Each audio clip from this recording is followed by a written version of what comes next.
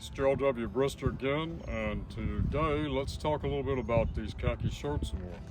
I've had people ask me, Mr. Gerald, why do pipeline welders, and pipe welders as well, but pipeline welders usually have the collars of their shirts turned up?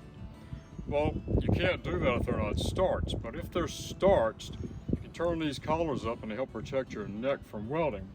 I'm a right-handed welder, so I'm going to pull my hat down over both my ears, and I'll put my little welding shield on.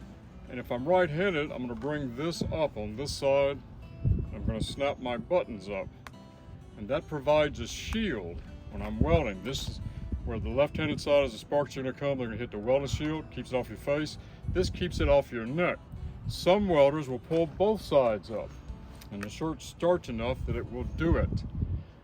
I prefer just one because sometimes you're in a position where the sparks will actually bounce off this collar and go in your shirt.